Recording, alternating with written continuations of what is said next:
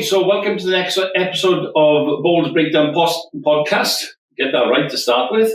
My name is Mike Rees. With me is my son, Matthew, and we are delighted today to welcome Ben Matthews. Welcome, Ben. Thank you. Pleasure to be here. Yeah, it is really great to have you here. And obviously, recently, chosen as Welsh Under-25's captain. But we're going to come to that a bit later on. Really, I want to know, where did bowls all start for you? When did this all start, this journey you're on? Well, 2013, started playing bowls, rather unexpectedly, really. I was playing football all the time, Saturday football with my friends, and the old man said to me one day, look, I'm Less the old team. I know, less the old. That Greg Murphy, who I play for now still, team was short, so he said, come on, have a game, help us out. And I remember it was Kid Whaley away, who were like one of the best teams then, like Kingdoms, playing for his father, playing at the time. And I went along, played a game, and then I played the following Wednesday as well. It was short, 2 days in a week. And after that, I was pretty much regular. I was playing every Saturday, I played football in the mornings, bowls in the afternoon, and fell in love with it from there, really. Still loving it now. And, it's really... It's worked out to be a really good move for you, isn't it? Yeah. You know, from playing football with who? Llangena, my local team. Yeah. And love football, still love football, watching it. I played up till I was 18. But bowls took over and was always going to take over. The more time I put into it and the more success that I got out of it. Did you have any family playing bowls at that time, or was it just the boys who got you in? Who got you involved in this? In bowls was my father. My father dragged me in on that random Saturday. My grandfather was playing. He'd been playing. My father's father. He'd been playing for many years as well. But no, it's been absolutely fantastic. I had good guidance from both of them. My father, in particular, what he's done in bowls. I hope one day I can go on to replicate. But yeah, I've got good guidance, and not just from them, but people in the club as well who are still here now. Was this something that you thought about when you were younger? Because obviously your grandfather and your father playing bowls, and they sort of tried to get you to play bowls before that, and sort of resisted that old person's sport, innit? With the ties and blazers and exactly that. That's it. And when I did start, that's all I had was being the old man sport. I still get it now. When I go into work every day, they say how I've gone on the weekend. Some of the guys at work ask how bowls have gone on the weekends. Always the same response. Can't believe you're playing that old man sport. But yeah, grandfather and father did try getting me down on a practice here and there, but I was never interested until I was 12, 13 years old. And I thought, I'll go along and help out. And they were going off every Friday night, every Saturday to play bowls before I was 10 years old, and I was wondering, why are they going out all the time? What's the fuss? So when I did end up getting into it, I was like, yeah, I can see why they put so much time into it. That was very rewarding if you put the time in. Just touching on, obviously, you're probably one of the first guests we've had on that kind of come from a different background, right? Like you obviously said you played football before you started bowls. You get a lot of kids now, obviously, still the same case where bowls is still that old man sport, and trying to get youngsters into the game when rugby and football are still quite dominant. Can I talk about that experience, kind of that transition from football with all your friends, and then, all of a sudden you're like, I don't want to play football, I want to play bowls now. And what was that like for you, kind of going through that? Yeah, it's obviously difficult because there's an absolutely massive contrast in the two sports. One is much more physical, and they're similar in the way that they're competitive. You've got to have a competitive edge to play in both.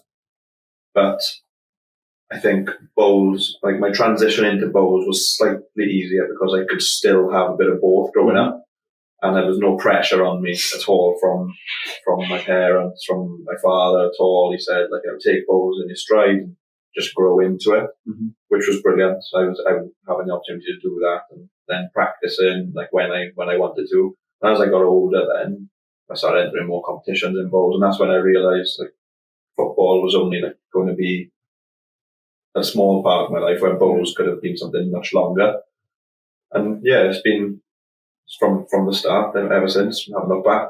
I'm absolutely loving it as much as I did when I started. At some point, you probably thought, I'm pretty good at this bowls thing. I mean, we obviously, he might have been good at football, mate. We don't know, do we? No, definitely not. Definitely not. The boys are together. If they listen to this, I was in goals. I've done a few howlers through my legs. I was always in goals because I was useless. I was like putting a roundabout in the middle of a goal.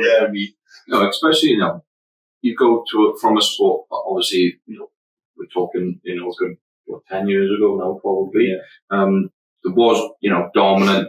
Anyone who in Wales would have been playing football, would have been playing rugby, and, must have been a little bit hard, with kids in your school, your age, kind of probably, teasing you maybe a little bit through the transition. So, how did you get through that then in terms of, we got a couple of youngsters starting with us and, they may not have played football and rugby, but their friends might. And how would you give advice to kind of getting through that a little bit? And I think it's all about, bowls is all about, especially if you're starting at a young age, but perseverance. You've got to stick at it, otherwise you'll never improve, regardless of what people are saying.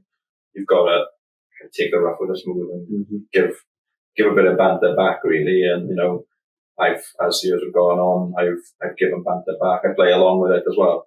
But especially when I was growing up, I tried to get some of my mates down to play a game of bowls. A couple of them have had a go. Obviously not for them, because they'd be doing it now if they liked it. But I think they saw how much I took to it and how much I was getting from it, how much it was good for not only my confidence, but it was something that was keeping me going. And they could see that football wasn't my main sport anymore, and they kind of respected it more. I still had all that teasing and stuff. But I would say to any youngster who's playing now, especially youngsters now, we've got people playing through what's Talbot, now we've got Adam, who I only found out on the weekend from his brother Kieran, was 14 years old. He looks about 19. But I would say to any of them, just stick with it. It's your choice. If you want to play bowls, you play bowls. And then, stick with it, and you'll get the rewards. Rewards. I think it's a little bit easy, especially we've been into the schools last year, going again this year, but we saw a lot of kind of that ease off. I think a lot of youngsters now, it's not quite football rugby dominated anymore. You do have that little bit of extra kind of give to it, and obviously bowls being put into the curriculum for GCSEs for sports is a huge step forward for bowls as for youngsters. Yeah. It just purely out of the fact that you used to play football and we've not had a person on yet. I just wanted, obviously, some advice through that for the kids watching the show, how you got through it, because, and obviously now, how many of your friends who tease you growing up could say they've played for their country and their sport, or even played with world champions as well. We get that a lot. It's like, most of the time, it's like, oh yeah, but do you play with the world champion week in, week out? It's just great to have a little bit of insight from someone who's actually lived it and gone through it, just to have a bit of feedback. And the other thing, I suppose, is for youngsters who might be listening, watching to this podcast, is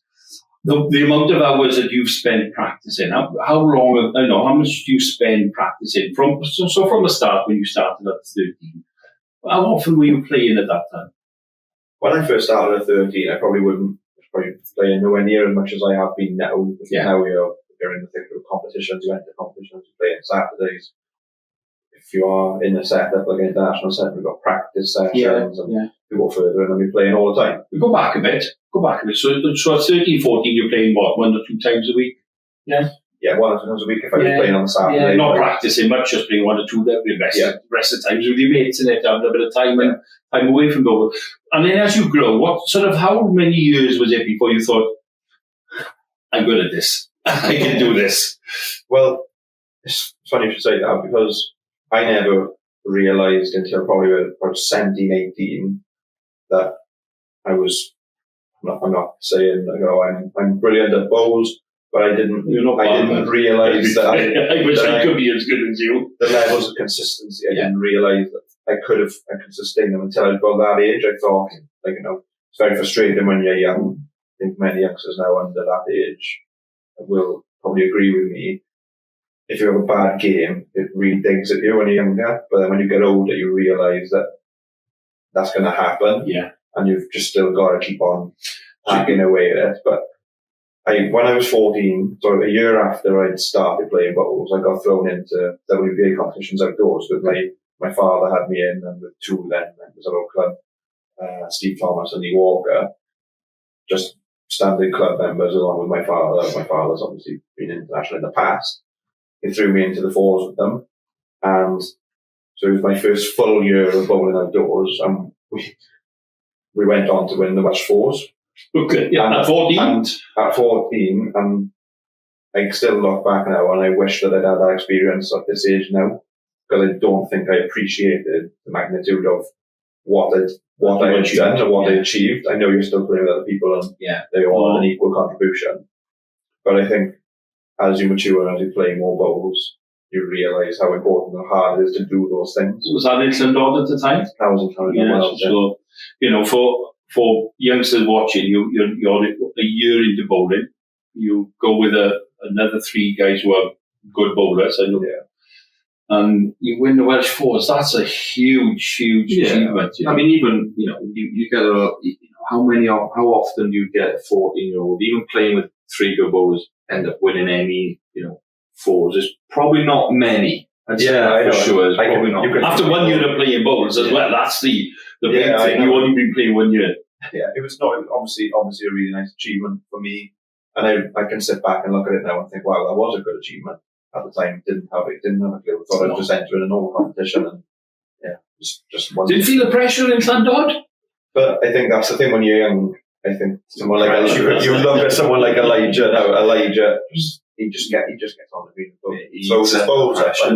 and he's just so natural. And I think I'm not saying I was that natural when I was that age. I definitely was, and I was nowhere near the level of Elijah is at 14 years of age, but I was probably of the same mindset where I just went on to play bowls and the cockiness involved in there when you're young. Yeah, and I think I think it's a bit of it's a bit of arrogance. You've got to have a bit of arrogance. I mean, you've got to strut the a little bit, and you be a bit arrogant and show people, especially the older people, that I can play this game. You know, we talk about Elijah. Elijah's been playing now a few years, and we know how good Elijah is. We've spoken about it loads of times in different podcasts. I think for me, you're talking about you now. You've been playing a year. Yeah, that for me is phenomenal to be part of a fours, because we know if we play a fours and we have a player who has a really bad day, that ring can really struggle, because you're now bowling with 6 woods instead of 8 woods. Yeah. So to go after a year and be in Llangod in the final of a Welsh fours, I think it's a brilliant achievement after playing for 1 year. You've got to respect that. So well done, man. Yeah, I can't remember much of it. You didn't have a few pints with your man after, though. No, it's safe to say that the only thing I remember from it is the last end of the final. It's the only thing I can remember. But great experience. That kind of kickstart things for you a little bit then, because that kind of, and obviously you said it took a little bit of time before you started really realising how good you are, but was you winning that fours that year, like, did that kind of start make you think, oh, maybe I'll put a little bit more into this, or was it a couple of years down the line? Definitely. It does give you that kind of kickstart, as you said, to go into it and play more, because you've got people telling you just won something, and I'm like, yeah, okay, I'll play more, and just stick at the practice in, put more practice in then, because we thought, if you practice more, you're going to win more. Obviously, it doesn't work that way. If you practice more, you don't just suddenly start winning more. But no, it did give me a little bit of a kickstart, and then the following year I entered more competitions. I entered pairs with my father and triples with my father, and Steve was in the four with us, and just played more competitions and carried on from there. It's that winning feeling, and you get that kind of first win under the belt. Anything, you could just win a club comp or something as big as that, and realistically, it kind of makes you a bit more hungry to get it again or get something bigger. That kind of moving forward. And you talked about your club, Grindworth, then, okay? So I think 2 years ago I entered an open tournament up in Llanfrid Nodwells, and who rocks up a big bus full of Grindworth in it, and the headers, and I mean that in the nicest possible way, because they were a load of stars, they'd been having a few shots. They were shouting all the way through the tournament. I think Chad went all the way and lost somewhere in the semi-finals or that year. And the boys just give him stick all day today. And it's good to have that. It's good to have a club where you feel at home and you can go on any night of the week in the summer or on a Saturday, you can rock up and have a good laugh. We've had some good times as a club. Yeah.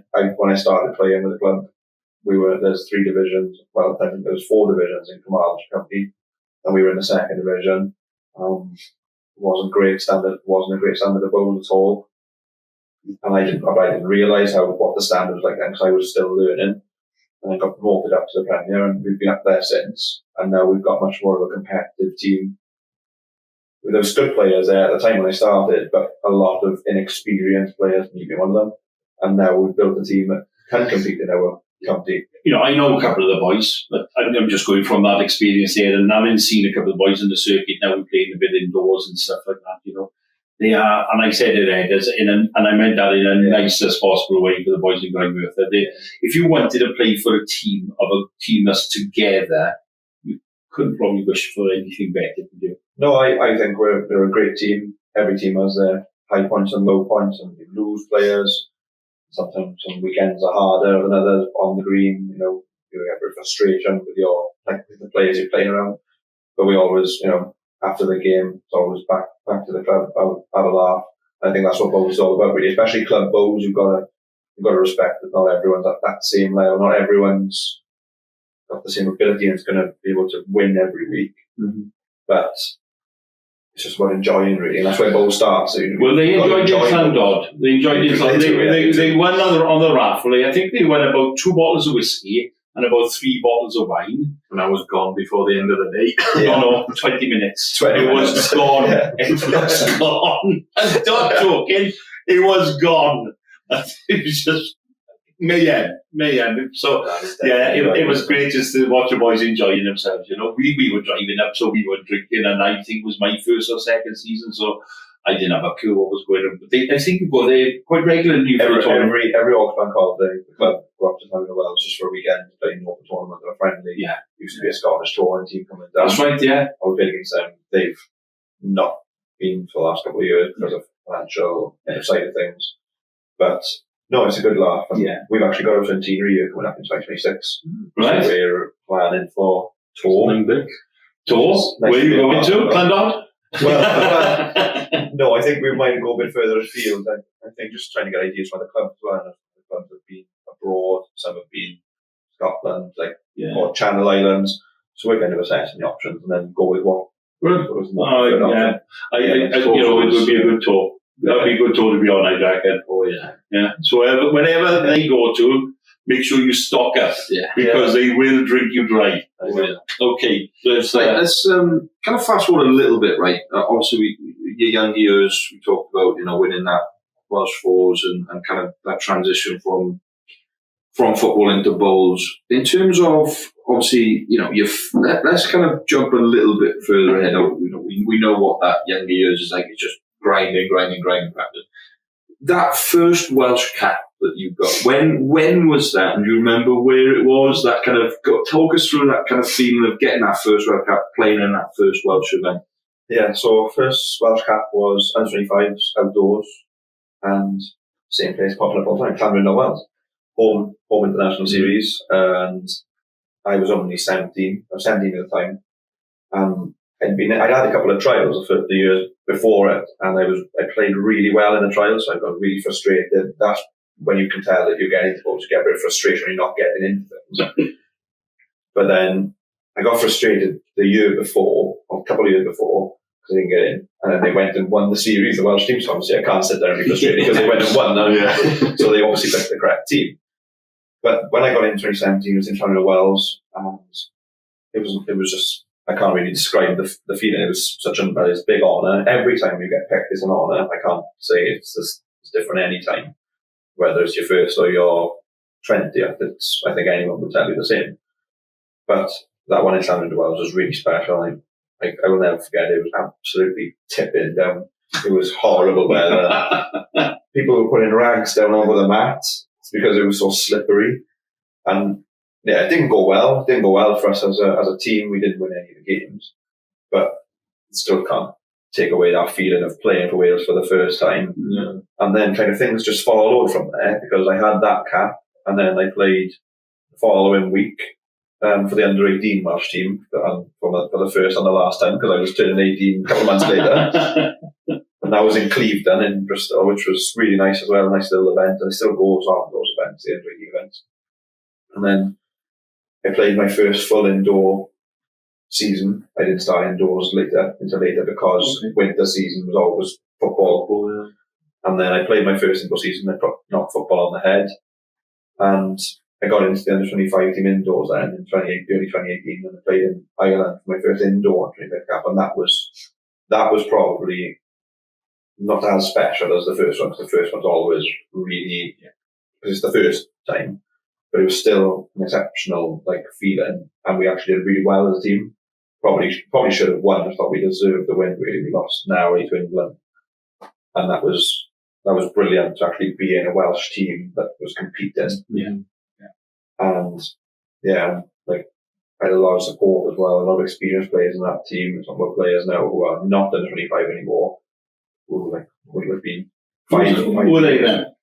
I was playing at the time. I had a couple of years playing on a rink with Liam Bouse, Jordan Davis, and they're just class acts. Liam Bouse is one of those players who you can just turn up after months of not playing and play a brilliant game.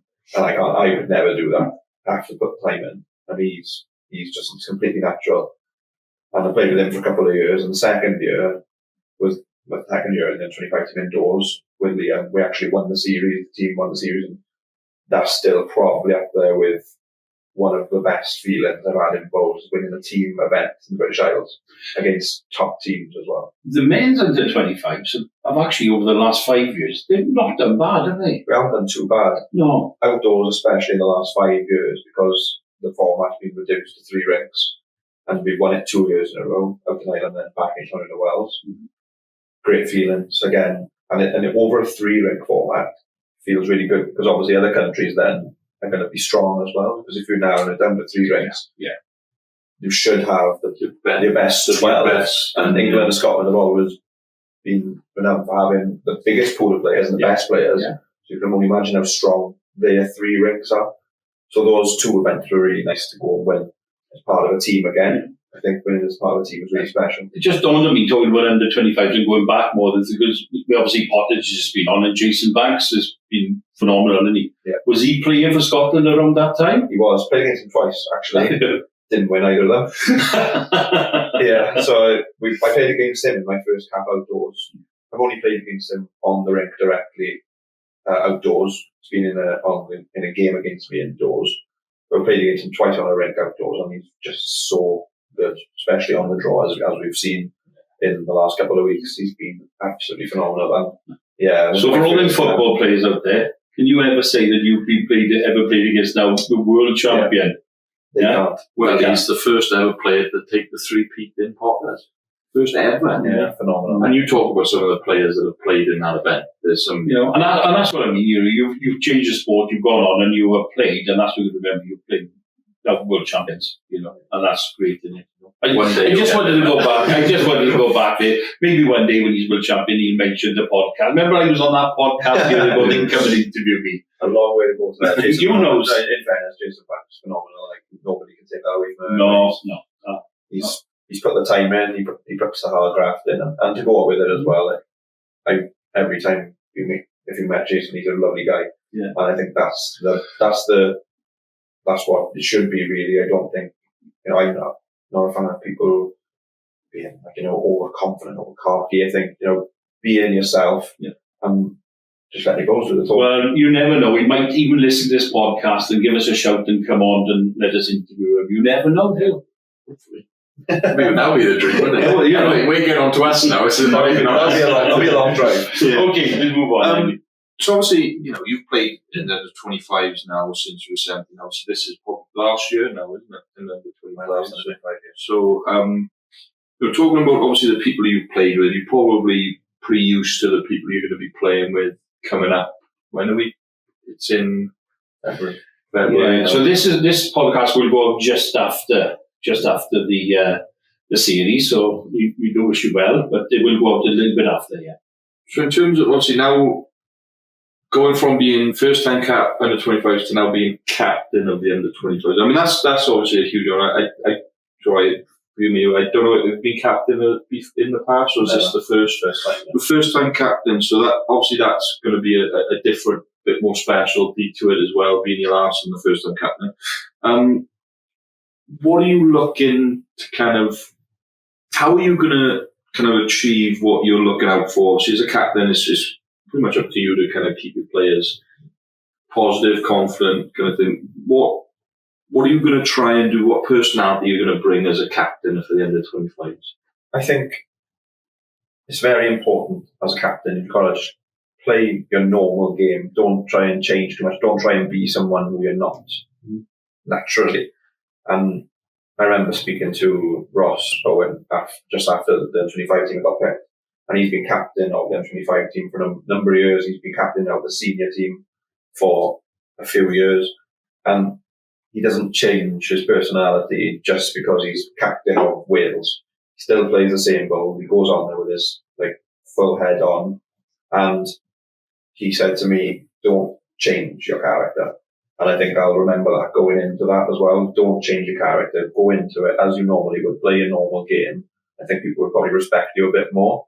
Obviously, you've got to talk to your team, but I'm not going to be one to go in there and go all guns blazing at the boys and everything. You've got to give them a little bit of encouragement and blow smoke up your team, but you've got to do it in your own way. Yeah. I mean, we've heard some rumours that are quite some characters on that under 25. There are. We have got a good team, and we get on so well. I think we can be biased. We are Welsh, but we can go to these events, and it doesn't seem like the other teams have that natural bond and laugh as we do. I've got to be honest. I'm probably one of the biggest targets for stick over the years. I get all the banter and I get all the abuse, and I just have to take it on the chin. But as long as you can give it back, and I think that's the sign of a good team. Then go on the green and play the game. That's the main thing. Not letting that interfere with your goals. Yeah, that under 25 team is, even as an under 25 team, you look at some of the names on that list and you think there's a lot of experience behind them. Yeah. I mean, it's probably a lot different. Obviously, you said you only played once for under 18s, but you talk about an under 18s team that has 14, 15-year-olds with very little experience compared to an under 25s team that has that difference of experience. It's still a very competitive. It is very different, and I think Billy was on here last time when he was mentioning the level of consistency in under 25 bowls to under 18s, and that is the biggest thing, I would say. And you notice it. Billy said he noticed it. I noticed it when I started 25 as well. You noticed the jump. I only played once for the under 18s. It's a massive difference in consistency. Bit different for me because when I played the under 18s, all the people who I played with, we were all the same age. We were all now kind of last year or two of under 18s, and we all made the same jump up to 25 at the same time. Talking about your Ryan Davis, Eric Hughes, Jack Breen, we were all there at the same time, and we all moved up. Ethan was there as well. And so we all made that jump. But now you've got a mix of ages in the under 18s where you've got 11, 12-year-olds, or 14-year-olds, and then some people who are close to going out at 17, 16, 17, 18.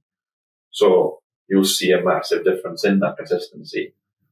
But yeah, the jump is crazy, and it's very good to actually be in it. And you have to be in it to see the difference. Yeah. So it's now your time to drop some names for us. Who are you looking at on that team to be your characters, the people who are going to kind of keep spirits light, kind of keep the team's morale a little bit high? Obviously, it's yourself and stuff, but was there anyone else on that team Is this on the green or off the green? A bit of both. That's my question. I was going to ask that question. A bit of both. I think in every team on the green now, I think if there's certain players playing well, and they're playing well, you can sense when you're focused on your own rink. But if there's someone who on another rink, if they're playing well, the team is naturally going to do better. I think you've got to look at people like Rhys Colwell. Reece is exceptional on the draw. He's a good character. We're laughing because we believe that Rhys Colwell is not only exceptional on the green, he's a bit of a character off the green as well. Yeah, he is. And he's one of the ones who gives me the most stick. So I've got to drop him in on this. But no, Reece is if you see Reese's rink doing well, and they've got Corey Davis on there, who's again very, very good player, and those boys, when they're confident, when that clicks, the team feels like, right, okay, we're going well here. And obviously I'm playing with Ryan Davis. Ryan's another one, very much, if he's confident, if he's ticking, then things are going well for the team. You want to hear like the noise, but then when things are not going well, I think that's when you kind of feel, right, okay, quiet. We don't want that. We're always used to having that bubbly kind of energy and a noise. For me, I experienced the first series I have experienced was the under-18s in Falkirk that's just gone. And I was blown away by the energy that the under-18s provided. Yeah. Unfortunately, I'm away and we can't make to the Nottingham in there for the... Northampton for the under-25s. We have got a team coming up, just live stream, hopefully, so they're going to be live streaming. But I'm looking forward to see what that sort of energy is like, because it must be another level. I think it's another level in a different way. I think the under-18s, because they're all young and enthusiastic, they make more noise, shall I say, and they come at it from that perspective. Whereas under 25 games, because they're longer formats, 21 end games, the game flows in and out. Obviously, you have like momentum in the team at certain ends. You have like 5 ends where the momentum's right in your favour, and there's more energy. There's more, all the shots seem to be going your way. And then you've got to deal with another 5 ends coming back after you, where the other team are going to come back. And that's just natural, because that's team bowls. It's a longer format, whereas the under-18s are shorter. Yeah. And there's more opportunities for that energy and that noise in the under-18s. I'm not saying that you don't get that in the 25s, but yeah, it comes in peaks in a game. So they're very similar to, obviously, you play high level outdoor, in your club, but it's somewhat similar to a club game. In terms of, we get it without outdoor. We have a very good following in our outdoor clubs, and you can feel that atmosphere shift and change at times.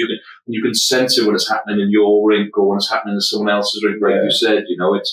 You go out and you play your best, and that energy from other people and playing with other people who are a bit more animated, who are going to show, And we had a rule last year we put into place that if someone made a big count, you let everyone know, if someone made a 5 or a 6, it's like 5 over here, good, we shouting it just to spread that little bit of energy across the rinks. I stand by that as well. I think, passing that energy across your team is very important. The team get a lift. There's 4 rinks, one rink struggling, and another rink picks up a big count.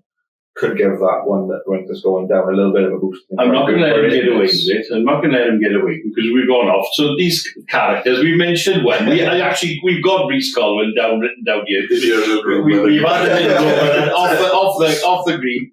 Yeah. At whatever time in the morning, Rhys Colwyn is, and he hasn't got a drink to be that character. He doesn't drink. He gets drunk off lemonades. Who else is the characters? Come on then. I think it's a pretty good team. We've got some quiet ones, we've got some younger ones there.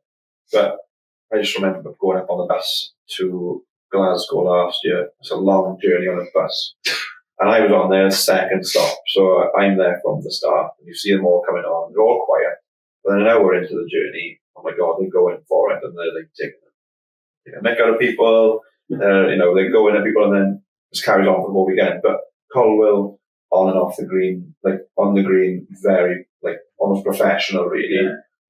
None of that messing around, and he's on the green to do a job, and I think that's what you want, really. But off the green, you're looking at, Reece, Ethan Humphreys, really big character. They've been around for years now, Ethan, and he brings that experience, but also that kind of, again, big character, comical side. He's not scared to give it and take it back. Elijah, another one. You'd be surprised. Yeah. He may come across quiet to some people, but he does give as good as he will get them. And that's good for a youngster, because you're mixing with people who are 10 years older than you. I'm 11 years older than Elijah. And for him to be able to give it back to people is Billy must be quiet, mate. No. Chad must be quiet. No.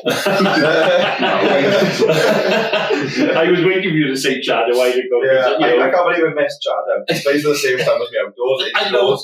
Shares a car with me everywhere. Chad is definitely not quiet. So, and we know that as well, don't we? I played with Chad twice last year when obviously you were in. I was on the rink as well. You were me, Nicky, and Chad. Chad in one, and then it was me, Nicky, Billy, and Chad in another one, I believe. And Chad's another one. He will kind of have that energy up and down a little bit. Yeah. When he's feeling it, he will show it, and he will. I think he shows it in a different way to what someone like maybe Ryan Davis would show. Ryan's like very like loud, and he will let people know. But Chad won't shout. Or if he's playing really well, he won't shout it. Just telling his like demeanour and the way he walks. He changed. Yeah. He looks so much like he's there to like he's ruthless. Yeah. He's just gonna go for the jugular. He's a big character as well. So I think Chad, he is a big part of the team. Yeah. Well, he's captain as well. So he is of course. Yeah, both from the same club. Greg Murtha, brilliant honour for the club to have a captain, vice captain for the Welsh under 25s, and. You've mentioned a lot of players. I think you've got to have that good mix in it, and it seems like you've been building that for a few years. I know some players have gone on, but you've had some younger players come in, and now you've got the likes of Billy and Elijah who are going to play in the under 25s. There'll be guys who are still in there next year. Them two, I would imagine, are going to be in there for a few years again because they're class players. Well, I can't imagine Billy and Elijah. I can't imagine them ever being out of it now. We've got another 10 years in that team.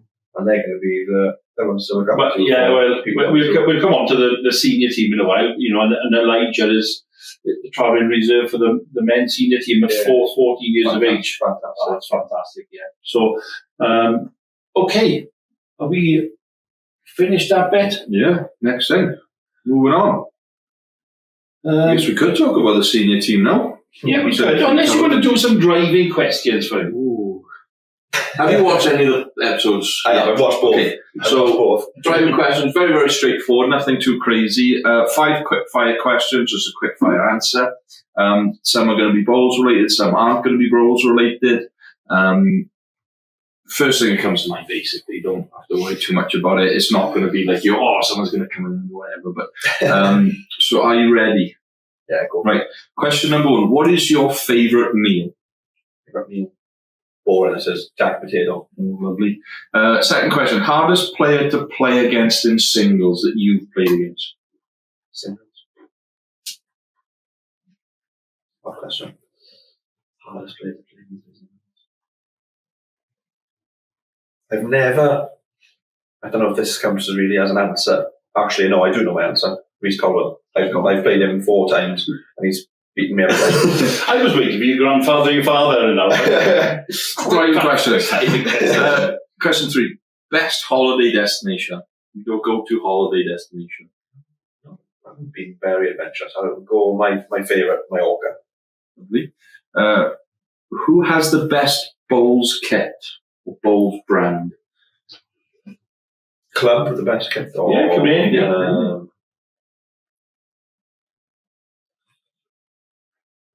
Question. We're going to be easy.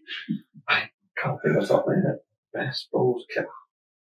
Tell you what I do really like is our RTB Evervale's new kit. I think it's like a core of the X3 kit. It's really nice design. Really nice. Last question. Your dream car?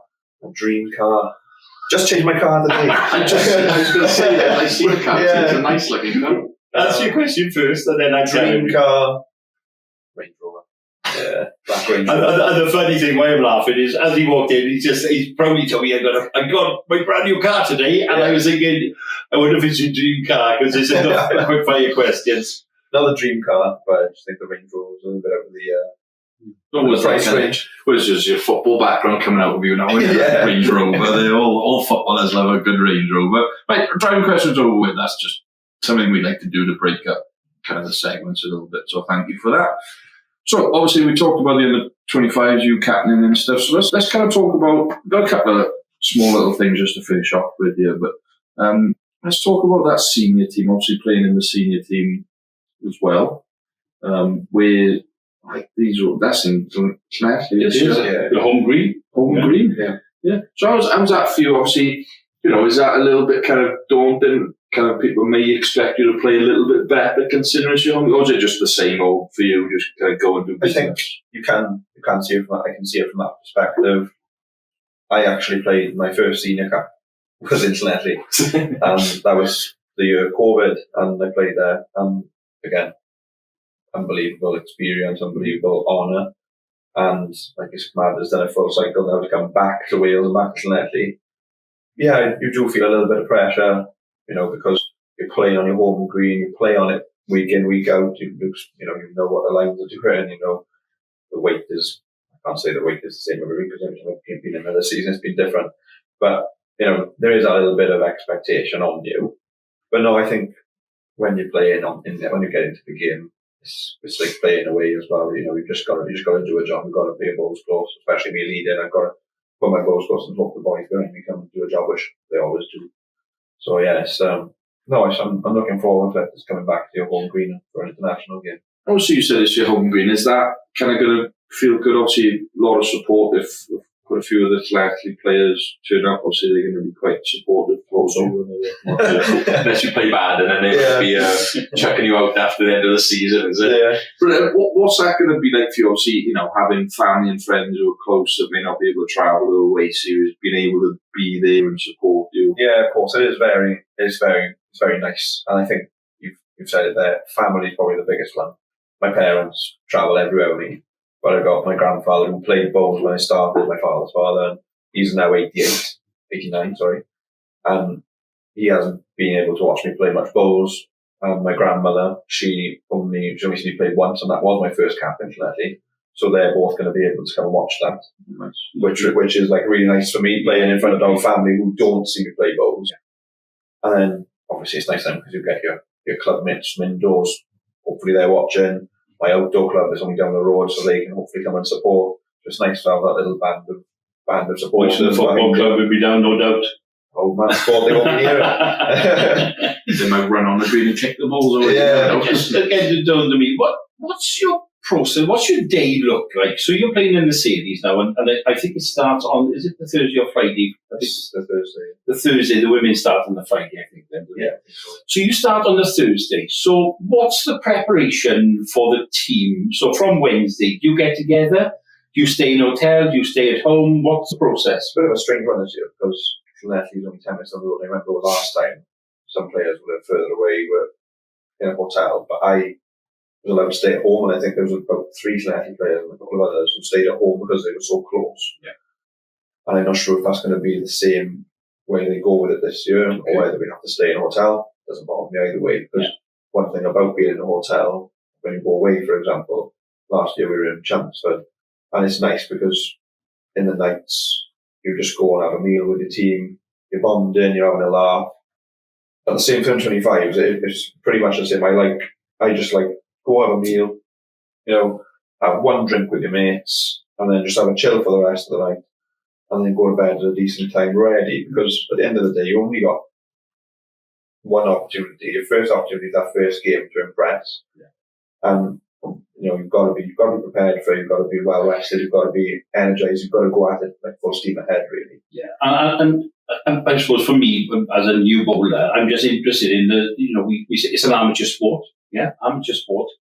But we're talking about athletes. I believe that for the athletes who have got a focus, and athletes in the mind as well. Yeah, your concentration levels, which we've talked about a number of times.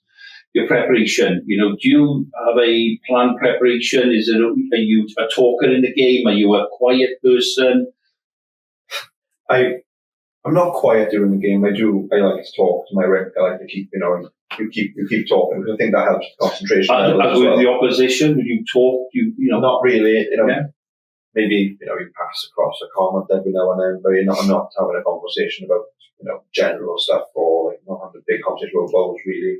Only just if anything pops up in the game, make a little comment, pass by comment, but. The only things I really tend to be talking about during a game is what's coming next, what shot we play next. And I think it's different as well, whether you're playing back end, front end, how much input you give in. But no, I'm, in terms of my preparation, I lead up to a game before you start. I try to stay in my own zone. No, I don't mean keep myself away from people, but try and focus on what's coming. Don't get myself distracted. Don't do anything that's gonna affect me like majorly before I go and play. But no, I think I'm quite consistent in how I approach things. I'll mix with the boys and then just get on the green and play the game. Talk about obviously the good input in. I just want to touch on it a little bit because obviously I think bowls is changing a little bit. We know obviously the bowls etiquette or the bowls kind of stereotype that the skips deliver the input for everyone else and your third delivers the input. What is your kind of thoughts on allowing the whole rink to have some form of input? Obviously, in a Welsh, they're good enough to be putting some input in, but obviously, you get to play against some clubs and you'll only have the skip and third being taught. What's your kind of thoughts on maybe having the lead in the second, being able to discuss with the third about, and the skip about what should be? I'm always all for, everyone should have input. Someone may see something that the third or skip hasn't picked up on during the game. That can come at any level, really. And I can say that because I play lead majority of the time. I've played lead every game for Llanelli this year, and I've played lead for my club majority of them outdoors. And I think I'd feel very cut out of the rink if I wasn't allowed to give my input, because I think everyone should, their voice should be valued on a rink. Yeah. Ultimately, it'll come down to the third and skip who decide on a shot, but if you don't put your input in there, then they're not going to know what you're thinking and they're not going to know what they could have done.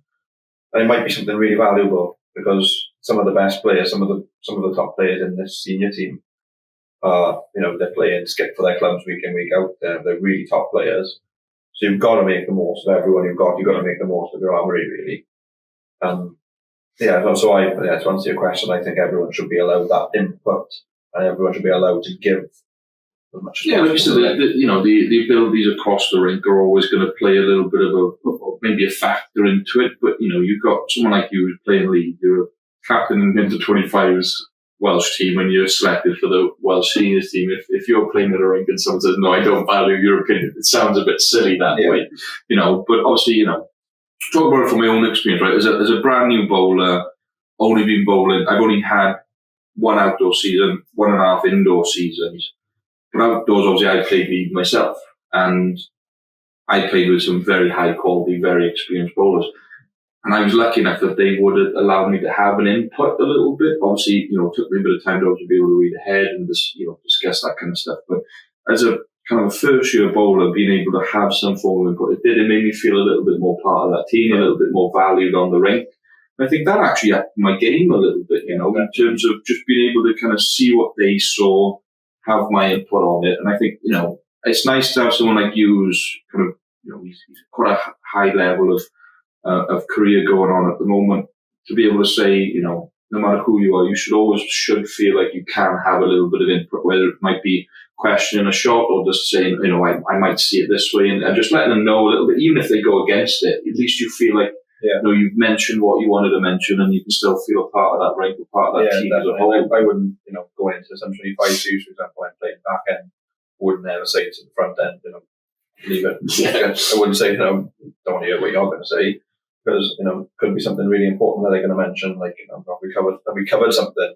Have we covered that? Because they could be looking at that, they may pick up on something, a conversation the other team's having that we haven't seen. They're like, right, they're looking to do something like this. Have we covered all avenues? Or do we need to put another bowl in there? So, everyone's got valuable input, everyone's got their own ideas. Whether in the end, the rink and the person who's playing the shot goes with that, that's up to them. But don't mention it. That's going to be That's true. I'm glad you mentioned obviously listening to what the other team talks about, right? That's a kind of almost a little bit of a strategic big part in bowls at the moment, especially indoors. At the time, a lot more people will play with a bit more weight. There's a little bit of easier to play indoors. You talk about it as a whole, and indoors, I feel like there's a lot more strategic bowls placed. You're putting your balls 2 yards or 3 yards behind the jack, certain levels. What is it for you? Obviously, when someone listens to the opposition and you go, okay, well, I'm going to kind of go after it. Also, you've got to kind of decipher then where that jack's going to go. So, when do you decipher? Do you have like a little bit of a self rule, or is it just kind of as of when you want to try and put those strategy bowls in?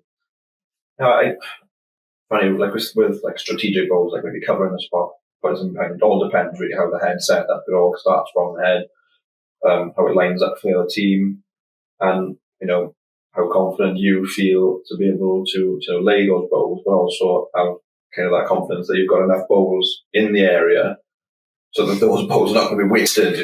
You've got to have you've got to make sure you've got enough there first before you go covering all of those kind of areas of the green, because you don't want to be covering a spot and they take out all your balls in the head and you're ending up like a silly countdown. So there's a lot of thinking that goes into it, and as you've mentioned about like reading ahead, finding the correct opportunities, and and you said about listening to the opposition, and like you kind of get a feeling of what they're going to do before they do it. They might be like just right on, like on chat about what they're going to do. They may be saying it just to like suck you into doing something they want you to do, and then they go and do something completely different. That's kind of all in like their strategy. You never know, but I suppose you've got to line things up as you see it, and just make sure you're doing like the sensible thing, really. We say there about like rink input and people on the rink, but in an international setup as well, sometimes you've got some really good experience on the bank, so like your team managers or people on the side, they can maybe give you that little comment, little nudge, and say, right, I would do this. Yeah. Got to take it again. You have to take that advice, but sometimes it's helpful to have like an outsider's comment. You're like, yeah, right, should cover that, or put another ball in the head. So obviously, in bowls, it's very much there's a few obviously sports that outside influences get to have an input in something like that, but especially for bowls, as having someone so experienced on the side and kind of being able to give you advice then and there. Obviously you play football, the manager can give you bits and bobs, but it's usually just strategy for the team, whereas obviously bowls managers, if they're coming on, there's strategies for that specific shot maybe. So what's kind of that like for you in terms of having that kind of really experienced player on the side, being able to just kind of be there, and if you have a question, you can just turn around and say, hey, what the hell do I do here? I'm stuck a bit. I suppose there's been moments, like especially since I've started that international kind of side of it, where you've had different team managers, and some team managers you look up to like a lot. And I know there's been a name mentioned on your podcast already, Robert Wheel, who was team manager of the Under-25s outdoors, the one in Ireland. And you're thinking, yeah, you can go to this guy anytime you want, and he'll give you very, very sensible and reasonable advice. Of course, it's not the same in every team you play in. Sometimes you just want to go and play your own game, and maybe you just trust the decisions that are happening on the green. I think in senior teams, you find that more, because the senior team is sort of more like those players are there anyway, so they you trust exactly what's happening. You don't need that input off the side. But at a younger age group, we looked at the UPT under-18s last week, and you saw that you've got Amy, you've got Roger on the back, who are giving that input quite regular, because you've got some really young people and they do need that little bit of guidance. Yeah. So I think it is important at certain levels, not all levels, to have that input there. My perspective, you mentioned Roger and Amy, for them under-18s, that is great education for the future, and to have somebody of Amy's quality and Roger's quality there to give that information, and that just builds. And if we can keep that team together for a number of years, and them kids have the same, they start to understand what the managers are trying to push them to do, So I think it was a great educational experience in bowls for them youngsters, having Amy and Roger on the side. They did almost walk away with a gold medal, so that wasn't. No, only by a point. 1.1 points. Yeah. They were there was a very young team, 5 new caps in that young team, so they're building for the future, and that's good, isn't it? Because that's what we need to do. We need to build that future. That under 25s, I think they've had a good run. Certainly the men, probably a little bit more than the ladies under 25s. Ladies struggle a bit for numbers, but we know that there's a few youngsters coming into the game, young girls coming into the game, and it's going to build them and make them stronger. We do need to be competitive against the other four nations. This Bowlers International Series is not just, I'm going to go play for Wales and turn up and we'll have a game and see whoever. It is serious stuff. Yeah, you want to win every time you go. Yeah, of course you do. You don't want to roll over. And we think of the big sports as like the Six Nations start on Friday. We think, that's the big sport. All of you guys going up to play in Clethy and you play up in the 25s, you want to win just as much as the Welsh rugby team want to win, or the Welsh football team want to win. You look at the amount of talent on the opposition's field, and if you can do some damage against that just shows that we are good enough to produce some of the best bowlers. You look at obviously, Jason Banks on the weekend and Scotland as a whole, they won almost every, the nation almost won every single, I think they did end up winning every single Potters Cup, last week. You talk about even the seniors team, right? Even more so in the senior team, you've got people like Alex Marshall, Paul Foster, who've all played in it. And if you're going into a series against these, 12, 13-time world champion bowlers, and you walk away saying, we beat that team. Yeah. It's a massive boost to the community of bowls in Wales and trying to get, more bowlers and saying, we're actually a really good bowls team. As a country, we can compete with the best of the best. Yeah. I think, Wales are always going to be a minority in terms of size. Same as Ireland, the size is just not there compared to England, Scotland. I've already mentioned we've got a massive pool of players to pick from, a massive pool of talent. And we've mentioned names there who are all phenomenal players. But I've been in games like last season in Chelmsford. We almost beat Scotland, and we were really gutted for being to have lost to Scotland in the seniors. And that just shows kind of like where we're at. And we've made a lot of good progress. He Jackson was the team manager at the time. We made a lot of good progress under him. And, players are not going to just, come from thin air. And, you're not going to pull a Paul Foster or Alex Marshall out of thin air to join your team, instantly win a British Isles title. But, I think, everyone wants to try and win more games. And I know Wales are going through a sticky patch in seniors at the moment. We want to win more games. Who doesn't want to win more games? But we're confident that this year, hopefully now internationally, we can, get a win or get a couple of wins. Yeah. I was going to go there, and I don't want you to answer any of these questions. It's just my statement, really. Obviously, the team has been selected.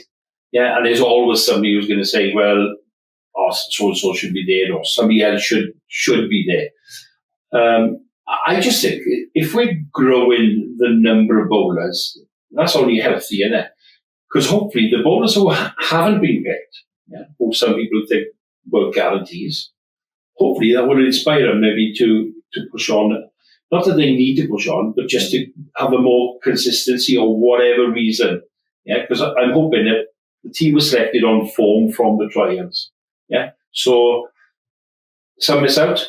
Some will never agree with selection. You will never agree everybody, because if you pick any team even in a club, in Greg's Merthyr, if you pick your team on a Saturday for your league, there'll always be somebody who's upset and not playing. I 100% get that. I was captain of Greg Merthyr last year. Another good honour, be captain of the club, but you do get a lot of niggle or hassle sometimes with. And that comes with teams, doesn't it? Yeah, people want to play, people want to win. Everyone wants to be a part of it, and you can understand that, and you can understand the same with the Welsh team. Yeah. Why people are because they're not in that team. I 100% get it. Yeah. But the bottom line for me is I'm proud, happy that I'm in. Of course you are. And you take your place and you're happy to just go and try and win. Yeah. People on your end. I think for me, I hope everybody just moves on and gets behind the team now. That's the important thing. Yeah, we've gone through the selection, we've gone through our opinions who should have been in the team. Okay, we've had a say, let's move on now and get behind the team. You pull that culture in of, okay, well, the team's got more than just if you can get a team that has no guarantees anymore, right, then you get a team that's you need to be at the top of the game to get in. That's only going to make you stronger. I think that's the culture you've got to start trying to pull in for, especially Welsh selections, right? If you're not playing at your best and someone else is kind of neck and neck with you and they kind of edging you, you've got to kind of sometimes assume that there's a chance you're going to get dropped. So that, like I said, that level of pushing each other to get more and more better or more consistent in the way that you play, it's only going to be healthy. I know people are going to get upset now, but in a year or 2 years' time, when they say, "Well, that might have been kind of a silver lining for me, a little bit, showing that I need to keep pushing, keep grinding a little bit," Yeah, 100%. And I think it's very important to push each other. Yeah. But ultimately, as you've said, when it comes down to it, the team's picked now, it's not going to change. And my message to just people who are either not in the team, people who try to not go on a team, or just people who are general supporters of Welsh Bowls, is just kind of get behind the team that's been picked, and hopefully we can do a good job, because things are not going to change. The people who are in the team want to win. We want to go and win. we're not, it's not our fault. It's not people who are in the team fault. They don't pick the selection committee, have gone through the processes. They've picked people on their trials, on their forming trials, and like on merit. And, we play then and try and win for those people who pick the team, the team manager. Yeah, totally agree. That's all. And from us, we wish the team all the best in Connecticut and the team in the under 25s. Yeah, Mr. Captain. Look forward to that. That's going to be really good. Right, let's finish this off. We've obviously talked a lot about your career now and growing up and how things have gone for you so far. Let's just dive into a little bit of what for you is kind of next. What is your kind of future goals? What you kind of want to achieve in the next, say, 10, 15 or so years, or even through the bowls career until you finish? And what do you think you need to do to get there? I feel, I go through these periods in like my bowls where I feel like sometimes I'm more consistent and I'm playing better. I think at the moment I feel like I'm in a pretty good place playing quite consistent bowls. Maybe because I'm playing my favourite position, I'm leading like week in, week out. You play better when you're leading, just drawing.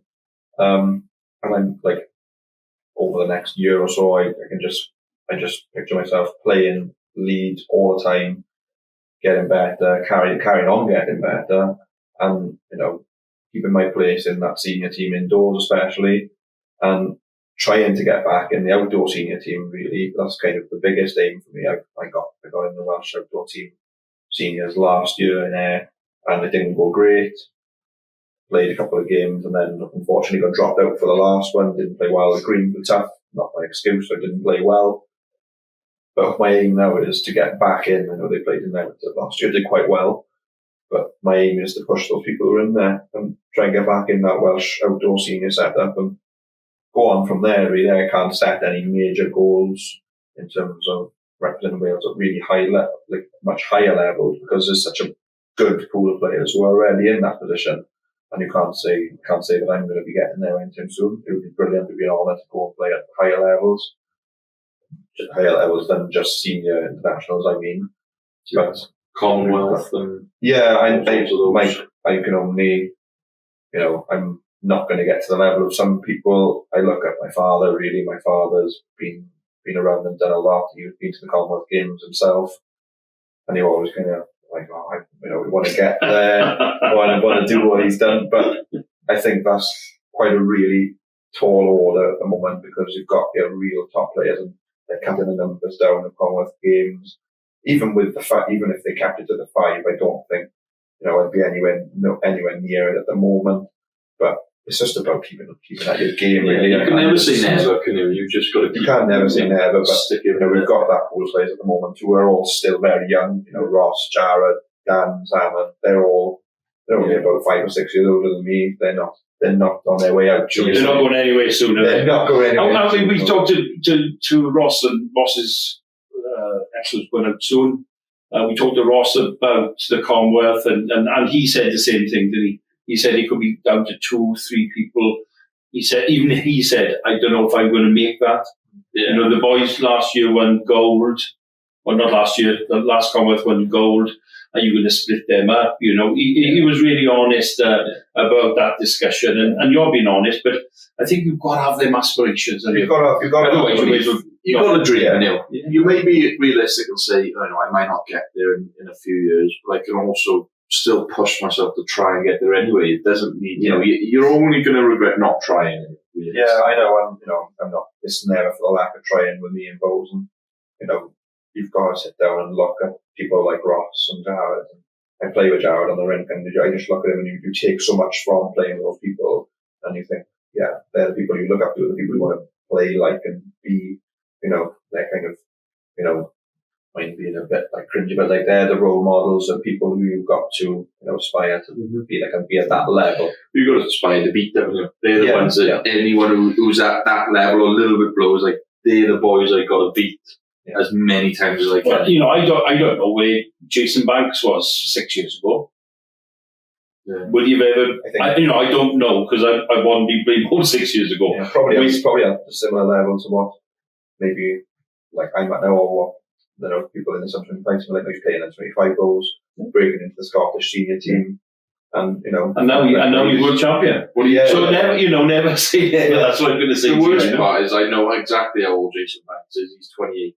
He's a year older than me, and I'm thinking he's just won 3 events in Potters. The first person ever. I'm 27, and I'm like sitting here thinking, what the hell am I going to do with my life? Years, and he's out there winning 3 championships in a week. And I think some people are just so natural. Like I know Jason puts a lot of time in, but he's so natural as well. So good, yeah. I'm not going to sit there and say I'm anywhere near that level because I'm absolutely not. But in 6 years' time, we don't know, do we? That's the right obviously.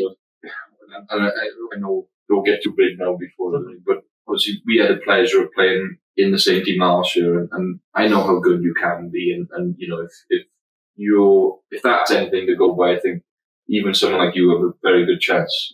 5-6 years down the road, you could end up like we did in the future, and life is just life in itself as well. Bowls isn't like the be all end all of life. I'm getting out of that, like I'm 25 kind of stage now.